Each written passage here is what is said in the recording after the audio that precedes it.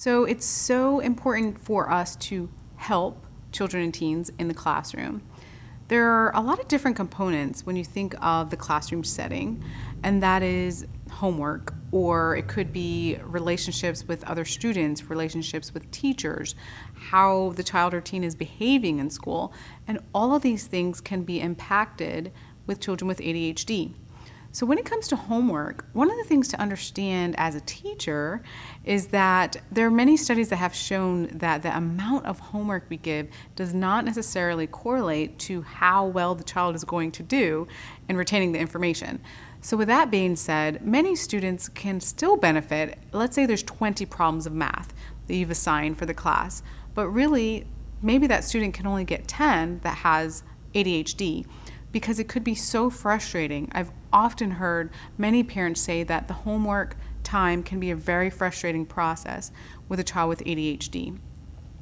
That being said, understand that it is so important to make sure that we fairly assess children with ADHD, but to also realize that it would be unfair for a student to have 2 hours worth of homework when a typical student may only use 20 minutes to get that same amount of homework done. So that's one of the benefits of giving less homework. I know many students have been excited about that possibility of having less homework, but really and truly it is for a reason, and it's to help a child with ADHD if frustration with homework is an issue for them.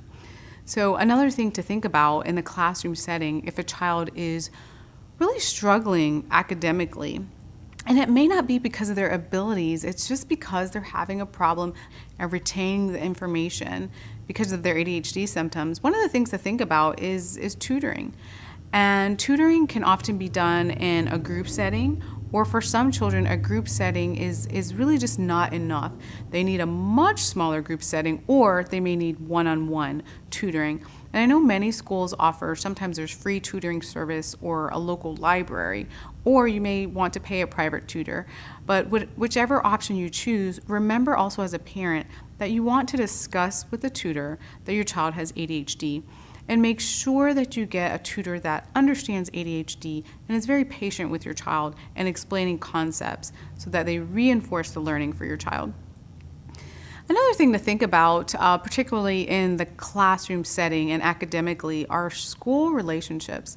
These are going to be very important, and unfortunately we know that with bullying, there are many students that choose, in particular students with a disability such as a learning disability or ADHD or some other condition that children have, they target those students to make fun of them and say things that are just completely inappropriate.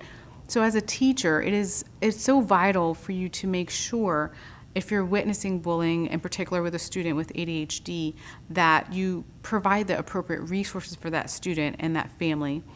And as a parent, if you learn that your child is being bullied because of whatever condition that they may have or whatever need they may have, that you reach out to the school. Now, we do know from the research that many students that are bullied are not coming home. They're not running home and telling their parents that they've been bullied. That's just what the research says. But usually they will tell their peers. So it's also critically important as a teacher for you to have a conversation about bullying in your classroom, and not only just teach the child to talk to you and to talk to their family, but also when they talk to their peers, what the peers can do as well. And really providing that academic setting and that environment that is really open to children with various differences, such as ADHD or another mental health condition. And lastly, when we think about behavioral difficulties, it's so important to really have a system in place, because sometimes there are things that children do with ADHD that are completely out of their control. They may engage in impulsive behaviors, or they may be very hyperactive or not. But if there is a behavioral concern, sometimes communicating is so important between parent and teacher, and having a daily report card system, particularly with the younger crowd, our elementary schoolers, or even the preschoolers, can be really, really important to have. A lot of times teachers also can make sure to communicate behavioral issues early and not wait. I have heard in some instances of parents that said, I had no idea what was going on with my child until halfway into the school year. And that's a really long amount of time to wait to inform a parent of what is going on with their child. So making sure to tell a parent or tell a parent about their child's behavioral difficulties is going to be really, really important. And as a parent, which we'll talk about in a later video, making sure to follow up and get the appropriate interventions for your child is also going to be very important. So that being said, there are so many things that you can do as a parent or teacher to help children in the classroom setting.